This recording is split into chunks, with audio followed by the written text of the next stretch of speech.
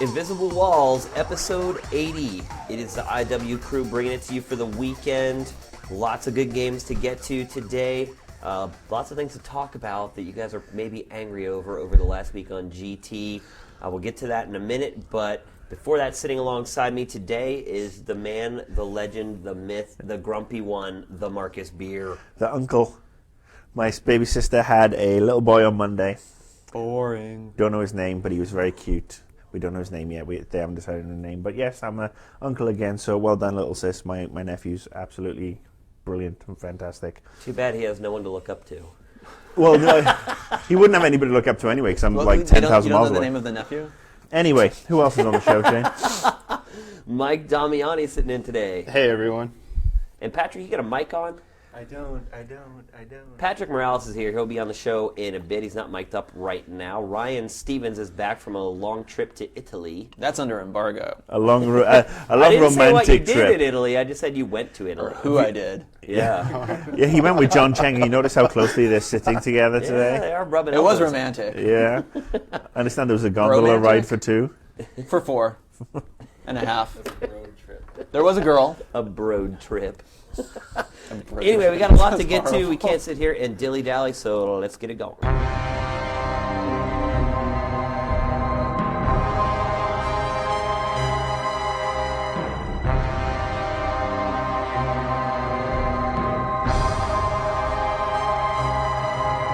All right, so next we're going to talk about something you guys have been talking about on the site for the last week. I don't know if talking is the right word, more like bitching. Debating. Bitching. Healthcare. I prefer. Yeah. Apparently this is more important than national health care. At least you get that gist by surfing our site for the last few days. We're talking about the update to the game trailers player.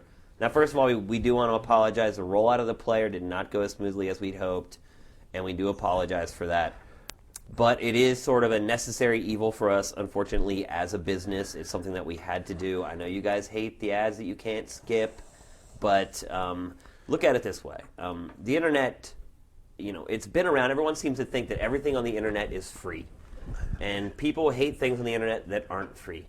But the truth of the matter is that if you want a site like ours or a site like any of our competitors to survive, we have to make money.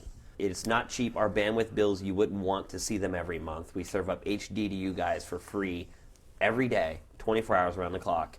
We have to be able to survive as a business. Do you want us to go away? Or are you cool with watching an ad here or there so that we can survive? Everything's free. And the great thing about Game Trailers is it's going to be around for a while because it's got a business model, unlike a lot of other sites that are going tits up. She is. She's absolutely gorgeous with the tits up, especially. But look, we understand your plaintive cries. We get it, and we do apologize for the way the player ran the first couple days. But unfortunately, it's just a necessary evil, and it's the nature of the internet beast. So, But we'll get FLV Seek eventually. we're supposed to have it now. So you can skip over the ESRB warnings. That's all I want. Yeah, there are some advantages that we've brought to the table with this. You will be able to basically scrub to any part of a video, and it'll begin playing instantly. You won't have to sit there and wait 3 minutes for it. For some of those of you who just skip past the review and go straight to the score, you can go straight there, and it'll zap right to the video. There are some improvements. HD user movies. Yep. User movies in general, I think, are going up and up. We got some cool contests and stuff down the road. Yep, we're doing a lot more user movie contests for you guys, trying to give you guys some moolah for doing stuff that you love. You are going to see a lot of changes on the site. They're not going to happen instantaneously. But hopefully you guys appreciate the service that we provide to you guys every day, and you can deal with watching an ad or two. We'd really appreciate it. And I think that's pretty much all we have to say.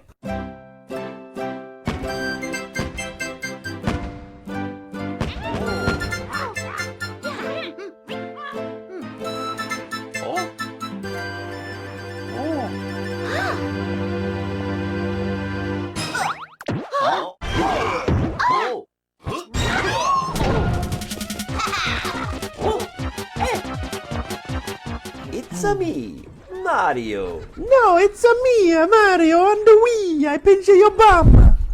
I was just in Italy, and people don't actually talk like this at all. Really? What do you talk about? I make you an offer you cannot refuse. You sound like a f***ed up Pinocchio. I'm a little wooden boy. Yeah, I've heard that. So we are here to talk about New Super Mario Brothers Wii, the catchiest Gladiator name for movies. a game that ever did see the light of day. No, NSMBW. And here to talk I about tried it that once is- with my girlfriend. It did not end well. She didn't speak to you for a week afterwards. Can't believe that. So Mike is here to talk about the game. I'm a little skeptical about this game. I think a lot of people might be. Why are you in particular skeptical? Because the first one was pretty good. Or Yeah. did you agree the first one was pretty good? I would agree it was really good. Love the I- DS So, game. what when is was your this, in skepticism? 1976? I've heard That a was few. a DS game. That was a This DS game. is a Wii game. So your skepticism is that they're maybe putting the same game on Wii and it's not going to be a different experience? Well, I or- think I played New Super Mario Brothers because it was a good handheld game. So when I had time on the road or on the plane or whatever, I played it. Now looking at a game I'm supposed to play on my console at home, I don't know that I will find the time to carve out time from other console games to play this game. So prove me wrong, Mike Damiani. Well, I would have to say that I have the same, concerns that you had going into this. For the longest time when they announced this game, I was like, this is just the DS game on Wii. My issue with it is I'm going to be paying $50 for a game I paid $30 for on DS 3 years ago. So, But what's let's new? get one thing out of Yeah. the way. It's not the same game. It's a It- completely new game. It is. It's Newer. not like It's newer. It's not New Super Mario Brothers ported to the Wii. It is Yes. all brand new levels, all brand new everything. Exactly. Can I ask a question? Isn't this the game that came free with my Super NES 20 years ago? Super Mario World? Yeah. Kind of.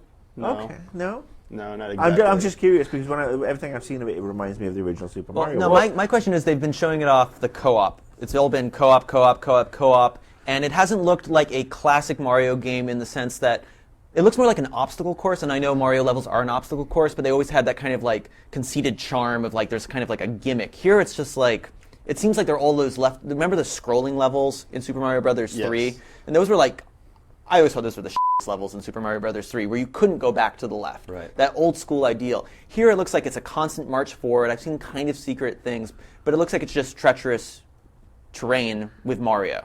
Not really a real Mario ideal level.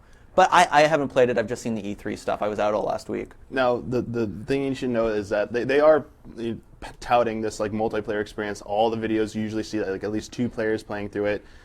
You can play through the main game 1 player only. Now, how does it scale? Does it change the number of enemies, the speed of No, nothing changes. Nothing like that changes. So when- it could be incredibly difficult to play by yourself if it's been balanced to be played with 4 people. But or conversely, playing with 4 people Can you could summon be way too easy. Can you summon blue phantoms into the game to help you? No. Okay. And you can't summon blue phantoms, but they do have this new mechanic called Super Guide, which I think has caused a little bit of a controversy with a few people when they first heard about it. We finally got to see it in action, what it is. For those of you who don't know what it is, it's that mechanic where if you fail too many times in a level, you have the option to call in an AI character who will play through the entire level for you, showing you how to beat the level. Now, if the character finishes the level, is that level finished, or do you still have to Yes. finish it on your own? That's the thing. The level is finished. Really? We went through and tested it, and the level is completed, and you can advance. Now, it would be cool if sort of the pre-recorded character showed you like pro tips, showed No. you a couple hidden items. They will, to an extent, they might show you here and there like a secret way. They're not going to go out of their way to reveal like the secret items, though. They might take like an alternate like path, like up or down that you might not have known about. It might ultimately point out some hidden. But it can So it's allude to stuff that you might want to go back and I want to check up there because I saw something. So it's a co-op experience with an AI character? No, Can you, it like, is not talk with them? co-op. Basically, the game You just watch it it. drops in Luigi, Okay. and you just watch them play. But you can take over at any time. That's the thing. Like if there's one part you couldn't get past, like damn it, I can't get past this part. It gets past it. You can take over right there, and you can start playing through there. That goes back to my level question, though. I mean, does it feel like a traditional 2D Mario game, or is it more of a puzzling platformer, in your face, make you die a lot game? No, I would say the majority of the stages that I was playing in the early parts, they felt more like classic 2D Mario stages. Okay. Except for the first, maybe the first handful of stages, they're designed to be like the other one. But once you get past those first hurdle stages, it starts to get back into more classic stuff. Okay. They're like the first castle you get to was very reminiscent of the castles in Super Mario Brothers 3. So it definitely has that throwback feeling. So I would say it's a balance between the two early on. Okay. So Now, we'll is see this both. feature even needed? I mean, it's not like Mario is traditionally the most difficult game on the planet. People get it. You jump. Yeah, You keep jumping. You do have to fail quite a bit. The exact number was we had to times. die 8 times in a row. You don't have to, there was information out there that you had to get a continue. That's not true. We built up like 30 lives and we died 8 times in a row without getting a game over. The question mark appears on the stage if you die 8 times in a row, no matter what. And I guess if you're that bad of a Mario player, and if this is this is basically so like 3-year-old kids can play Mario. I think it's not just 3-year-old kids. Those It's casuals. grandmas and women, with Oh, mothers. I and like stuff the Mario that. Kart. But I think that they're over sort of looking the fact that these people aren't going to play Mario. You say that, but did you see how well that DS game sold? I was surprised. I think Mario just sells. Well, of course, it's Mario Mario. sells on the DS because I think there's as many hardcore players as there are casual players. I still think there's going to be some moms going into the store saying, I love the Mario. I'm going to Well, pick if this that's up. the case, it didn't stop them from buying the DS game. Yeah, but And how how far many- did they make it? my concern is how many of those people that are buying it Mario's that are- so easy. It's like just to make it to the end of a level. They get challenging later Yeah, on. I think to be honest, there are going to be a lot of older people who, if they're going to try this, they're going to want to try it in 4-player co-op with, it'll be grandparents doing it with the little kids. I can't think of anything more frustrating than playing that game with my grandma, my grandpa, Well, and that's the a thing. 3-year-old kid. With all due respect, Shane, I don't think they're aiming this at you and me. Yeah. They're not aiming at But this. we're the ones who built this franchise. Yeah, I know, We're the ones but- who buy Mario. But don't you still have? We all still have the sore anus from Nintendo f***ing us for the past 3 years. So I mean, ultimately, you don't have to use it, right? Yeah, you ultimately don't have So- to use it. But for the argument you're saying that they aimed at I guess the evil word casuals. Those type of people, how long are they going to play through that Mario game? Are they going to get Do you think they'll die 8 times before they turn it off? Yeah. yeah, Like, no, I three think it's times going before they to turn it be off. an I interesting think, experiment. to see how well it Bayonetta does. has the autoplay mode, like just tap the A button or something. Yeah. And Forza had the pretty much magnetic racing line. Yeah, I mean, the landscape of the industry is undoubtedly changing. And I guess the good news is You always with have most of Demon these Souls. features, you can turn them off or on. So, I mean, ultimately, it doesn't affect us that much. But in terms of a Mario game, does it feel like a Mario game still? Bits and pieces of it do, but it's definitely the identity of it is definitely changed a bit. I only like playing through it 1-player experience. That's where I was like getting the nostalgic memories. Throwing in that multiplayer action, it's going back to that like party game mentality and that experience. So it's got those two things for there. So it's got bits and pieces of it, but we Speaking need of the party thing, where's Mario Party? Oh, What I hope happened they. to that franchise? I don't know, but I hope they killed it. Yeah. That franchise needs to stay dead. Now, if there's one power-up that you like the most that you can talk about, what is it? Oh, the propeller hats. Basically, your characters change into these like Daft Punk style outfits with these propeller hats on, and you shoot up into the air, and you can turn into a drill bit and drill down, or you can do this moonwalking thing through the air, like gliding. I guess it's the equivalent of the cape in Super Mario World, but it functions a little bit differently. Or the jumping in Smash Brothers? Oh, it's that or the ice flower. Because you yeah. get this flower, it looks like the fire flower, and you shoot out your first thing and it freezes an enemy. You're like, whoa, what just happened? It's something so simple that, we've had fire flowers for 20 years, all of a sudden ice flower. That was kind of cool to see. Yeah, I think one thing I will say is that this Mario game has me intrigued to play it more than any other Mario game in quite a while.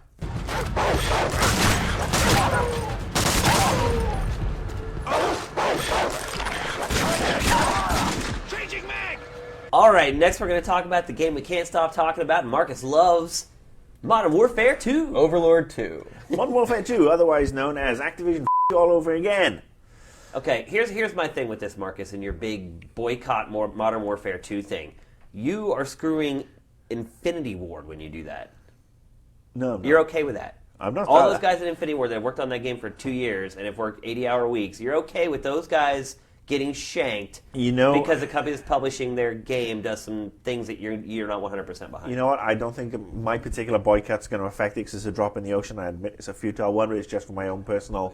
Will you buy it used? No. You're really not going to buy or play Modern Warfare 2. No, and I'll tell you why. Because but even from the perspective of your job, Mark, right. it's like you have to play that game. You have to know what happens in that game because it's going to frame what happens for the next couple years. I have negative feelings. I have animosity towards Activision. I put my hands up. And the latest announcement this week, just this whole thing where if you buy the PC game, you're not going to get dedicated servers on the PC. It's going to be a matchmaking system. Which when you're paying console prices, expect console service. Well, yeah, that's $10 more and less features. Yeah, exactly, and that's just another thing that's just beginning to irk me. Now, I'm not sure if this was an Activision decision or if it's an Infinity Ward decision. I think it would probably be more of an Activision one, and I think it's actually a kind of short-sighted one because a lot of companies have actually got quite smart and actually rent out servers to people, and it's a great way of sticking additional revenue out there, running ads on the servers, etc., etc. But I'm just kind of sick with Activision's attitude of they want to turn the world into the video games industry into a standalone console. Everything has to have, it has to be within these little parameters. But I am just kind of sick of Bobby Kotick and Activision. And like I said, my boycott is probably pretty useless. I admit it, but it's just my own sense of self-preservation. I have issues with that company and every piece of shit they've pulled this year. But are there dedicated servers for the console version of the game? No. Do we even know that? No, it's a PC. It's always been a PC. It's Then a network would infrastructure. you expect the PC to get treated better when less people are going to buy the game? That's standard for PC is having dedicated servers, so you can run your clan matches. Right. You have Maybe control more of people that mods. play a lot of PC games should start actually paying for the games. Well, the PC game is what, $59.99? Yeah, they upped it $10. Yeah, they've upped the I mean, price. it's what you've expected, and they're taking it away. Well, that's also just the tip of the arrow too. You're also not getting any mod support. Mm-hmm. It's basically all the things that have made the PC experience unique, like dedicated servers, mod support, all that, and they're just eschewing that completely for a console kind of experience. I mean, it all kind of goes back to our discussion at the beginning about ads. It's like if you like something, at some point you have to support it. And it's like if the PC players are all pissed off, they're getting our features cut, well then go buy the freaking games instead of downloading them off the internet for free. It's as simple as that. Activision has done a cost-benefit analysis. They're like, no, they just want to shove DLC, paid for DLC, by cutting out mods. And the other problem is that servers eventually get shut down. I still like playing Quake. I mean, okay, I know Quake 3 is now browser-based, but I still like loading up Quake 3 and jumping on a server every once in a while. And that game's 10 years old. Activision's not going to run their dedicated servers forever. Eventually, this game will be unplayable. It's just like, console games like Metal Gear Solid 3 Subsistence. They had the multiplayer mode. It was up for 11 months. We tried to capture it for the retrospective, and we were screwed with just what we'd captured for the review. So these games have a dedicated, they have a small lifespan for online support when you consolize them. Right, but you got to realize that they see the server stats. They see that there's 85 people playing that game every day 11 months after it's released. Why, if it was your company, would you leave those servers up and spend hundreds of thousands of dollars a month when there's no? nobody But then you using can. I mean, if you're used to releasing dedicated servers, you just release the software that allows people to set up to their run own dedicated servers. and then you can play the games that's forever. the way you. I'll be honest. I wouldn't be surprised if 6 months in they release dedicated servers for PCs they'll probably because charge people Bowling $9.99 did a complete 180 at the event in LA. He's like, oh yeah, dedicated servers, everything you'd expect, and then last week or this week or whatever, they're like, no. So they wait for the window of sales to pass, and then I really think it's about shoving DLC down the throats because DLC for World at War was triple what Call of Duty 4 ever did. And I think we will see huge PC sales for this, not only out of retail, but we'll see it on Steam. We will, because I think the game is coming out. Does Activision do Steam? I think they've got a deal on Steam. Yeah, I think it's going to be on. Okay. Yeah, so I think that's where there'll be a phenomenal amount of sales that will actually put. And we need to get some numbers, I think, on PC sales because I know they're never on the MPD. Well, that's the thing. They don't release the numbers, and the MPD just doesn't do the numbers. And I think this whole everybody's a PC pirate is. I understand where you're coming from, but I think it's a little bit much. And I know a lot of people who actually shell out a lot of cold hard money, and there's a lot of companies who do make a profit. Yes, there's people who pirate it, and those should be shot in the face as far as I'm concerned. But there are a lot of people who spend money on PC games. I'm one of them. I've always been one of them. And I know a lot of people I work with have always been the same. So we need to get some numbers before we can just Well, I think make our that circle statement. of friends is a little bit biased towards one end of that argument. I mean, that's anecdotal evidence. I mean, the fact of the matter is there's a reason that a lot of games aren't being released for the PC anymore, and that's because they don't sell. Well, I think there's a combination. Sometimes the numbers are not as high, but I think it's also that a lot of people just can't be bothered to do a proper port. I mean, I've been playing games recently that are just slap bang ports from crappy 360 games. And But the reason taking a piss. they're 360 games first and being ported to the PC is because the PC versions aren't selling. So why would they make those the lead SKU? It Well, doesn't also make the business sense. 360 is basically a PC Right. as opposed to the PS3, so it's an easy cross port.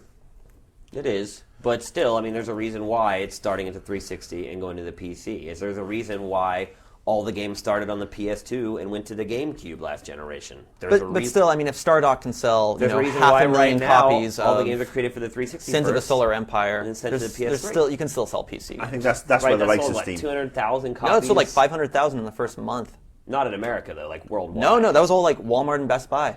And then that's Sin sold ridiculously well. I was flabbergasted. I don't think it sold that well. I think that's why Steam and these other systems will be the saviors of PC gaming. And let's face it, we don't want PC gaming to go, because if it wasn't for PC gaming, we wouldn't have Call of Duty in the first place.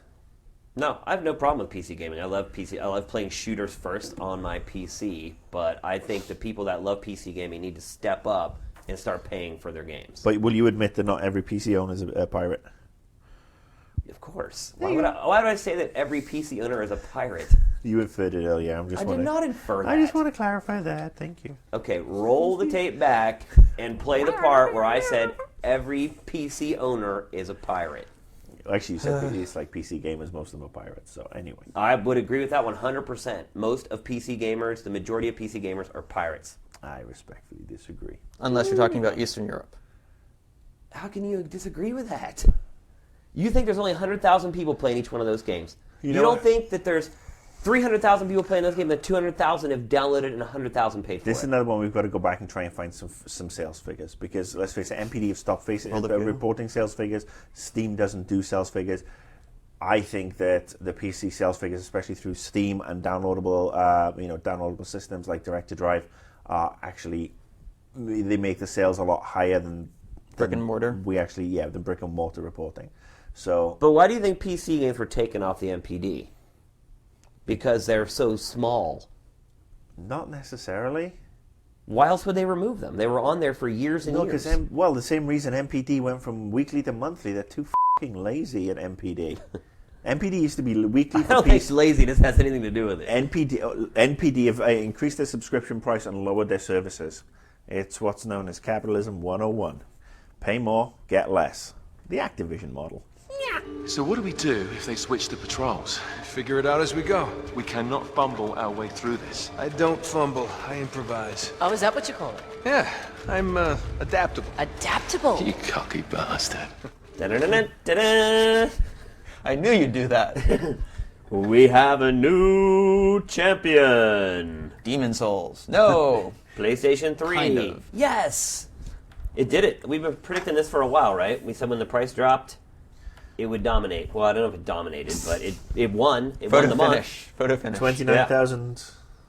Hey, trust me, Difference. over in the Sony offices right now, they don't give a shit. Oh, they if it do. was They're doing the one, happy dance. One too many, or one more, or 29,000 more. They still came in behind the DS though. Yeah, we don't really count the DS anymore. I'm just saying. It was the top-selling console of last month, the PlayStation 3. Congratulations, Sony. You guys have definitely earned it with the software you guys have put out this year. Hands down, better than pretty much any other platform out there. Good to see some fresh blood at the top of this. I think we can all agree after the long run of the Wii. I'm loving the fact that there's only 2 Wii games in the top 10. Yeah. No, top 10 was really healthy. I mean, this is what I want to see. I mean, Exactly. It's a perfect spread of top platforms. and the 10th best-selling game over 200,000. They've been under 100,000 lately. The industry did better as a whole. I think it was up year over year for the first time in several months. For video games, it went up 1%. Only 3 Wii titles in the top 20. Hallelujah. Yeah. I think the Wii's definitely coming down to earth. But it looks like a ton of people are buying Batman for the PS3. Yeah.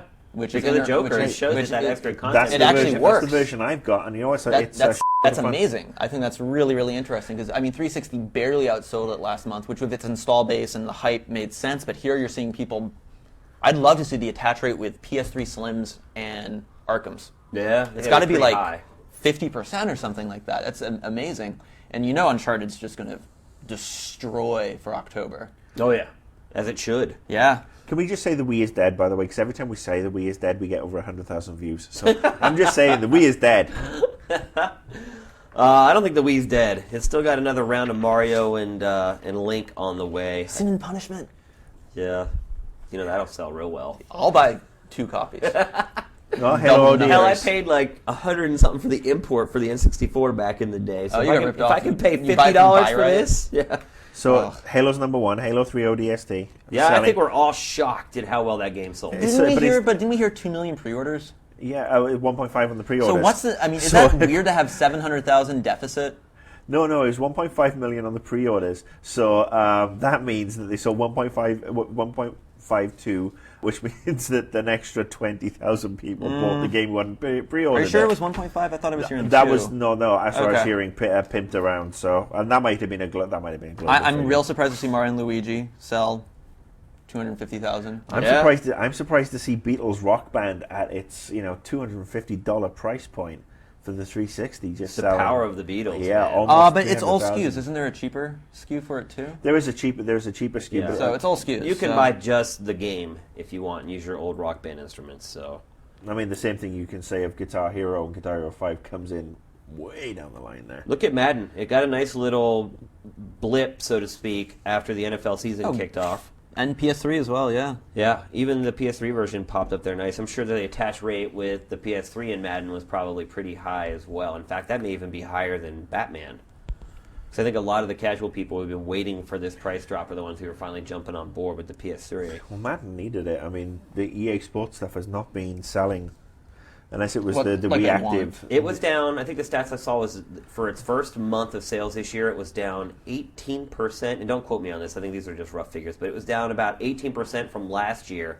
But then the second month, with these numbers, boosted it up. It was an extra 13% higher, so overall it's only down around 10% over last year after the first 2 months. And if you look at the top 20, where they don't show numbers, but Warner said like Scribblenauts sold like 190,000. So a lot of these are neck and neck. A lot of things over 100,000, which is really good. Scribblenauts 13. Yeah, people are buying games. It was a good month, and I think the good thing is that, and this might be a pattern to look at for the future. We've complained that there's not so many new games coming out, but I like the fact that there is a gap and there's less high quality games coming out, so that we can actually have some time to play everything. Yes. So I like the fact that there's enough games coming out to keep us going, but there's also enough time to play them. Yeah. Demon's Souls sold out. Atlas has to reprint. Yeah, which I'm is hearing great. that. Makes me happy. Congrats to Atlas. I see NHL 10 debuted at 14. Not too bad for what is That's ultimately I mean, if Scribblenauts did 190, it's got to have at least done 180, 185. That's pretty good for hockey, right? Yeah, it's pretty much a niche sport in America at this point. Does I this think count Canada? Seriously, does NPD count Canada? I don't believe so. So I mean, you could probably add an easy another 100,000 to that Oh for yeah, the 360, right? In Canada, it probably sold three times that. Well, I think well, the big shocker here is Need for Speed, right? Well, I think that franchise, this is probably one of the better reviewed Need for Speeds of the last couple of years, but the franchise Have they was... burnt their audience? That's the irony here, is Maybe that they this have. game is great. And Yeah. the sales for it, I mean, compared to past, I mean, they just put out a press release today saying the franchise has sold 100 million copies. How late in the month did it come out? My sense of time is really messed up with TGS in Italy. So Yeah. I think it came out midway through the month. Yeah, Okay. it had at least a good week of sales. And And if I mean, typically people are waiting at the store for the new Need for Speed, so there's some concern there a little bit. And if I can just be a conspiracy theorist for 2 seconds, this NPD is creeps into October for 3 days. Yeah. The PSP Go is actually available. Huge marketing push, seeing billboards everywhere. Still. I don't watch TV, but I'm assuming there were commercials. Yeah, Maybe? oh yeah, there's lots of commercials. Oh yeah, those PSP stupid sold supermodels playing PSP, the game. Oh, yeah. PSP sold about 40, 50,000 more than it usually does. So I'm curious how much of that's the day one PSP Go sales, and I'm curious if we're actually going to see a bump. Well, I mean, here's the sure sign, right? We haven't seen a press release from Sony talking about the sales Yeah. of the PSP Go. I think it's a little. I mean, And definitely it's going to have a Sony bump, blows but its horn about everything. Everything that is, I mean, it's been fighting a tough battle, so with its few victories that it's had, it almost always messages those. it's going to be interesting. I mean, I think the only thing they said was that it met their expectations. I think we'll see 200,000 for October for hardware sales, but I don't think you're going to see 300. I'd love to see the used figures on the PSP. I bet you they hit through the roof. What, used game sales? No, they used actual PSPs. Oh, you mean people trading them in if for the people Go? are trading them in for the Go. But I can't do that because the games that I have for that old Yeah, you won't be able PSP, to I can't play play 'em. on my Go. So you'd have I to trade thought in about everything. it, trust me, but I was at the end of the day, I'm like, well, then all these games I have are all worthless after that. So I decided not to get it. I have not got the PSP Go yet. I was sort of waffling on that on the show a few weeks ago. Waffles. Waffle. Overall, I think the good news is that the industry has rebounded a bit. That's what's most important to Software. us and to all the people that work in this industry is that it popped back up a little bit. It stopped its downward slide, which gives us a little more hope. Lots of good news coming out of the financial markets right now, too. Hopefully the economy's starting to whip around a little bit. Hopefully those of you out there who don't have jobs can get one soon and find one. And we've got 2 MPD reports to go before in October and November, which are the busiest times of the year. November in particular is going to be absolutely huge. So Hopefully 2009 goes out with a bang. I think before we finish the year, the last but one episode of December, we'll sit down. We'll be able to see if the industry made it. Don't grow on trees. I got bills to pay. I got mouths to feed. There ain't nothing in this world. I know I can't slow down. I can't hold back, though. I wish I could. Oh no, there ain't no rest for the wicked until we close our eyes. All right, that's going to do it for this week's episode. Marcus, it's been a while since you and I have thrown down. We still love each other. I do still like you, Marcus, on some levels. I still like you on those very special levels. Biblical Tim. levels. That's what this is all about. And, it's all about our opinions at the end of the day, and our opinions sometimes differ, which is why anybody who takes what we say as gospel needs to have a reality check. Just like last week where I talked about Ion, it was just my opinion on Ion. And These you are matching our up, opinions, Frank. people. We're not writing a Bible and saying this is the fact, so try to respect that. There are reviews out there, and take a look at the reviews and the review scores. But at the end of the day, this is more of an opinion-driven show. Nothing more, nothing less. We don't pretend to be the absolute gods in gaming, even though we are. We are not CNN. But We're also not Fox News. on a side note, we are working on a complete rework of the show, and we would like to reach out to you guys to supply us with your ideas, your hopes, your dreams, your aspirations for Invisible Walls in 2010. So feel free to submit those in the comment section. We promise we will read them all and take them all into consideration. We just want to make the show as good as we possibly can for you. So with that, we're out. Again, we apologize for the player problems. Hopefully you guys can bear with us. And that's it. Invisible Walls is up and out.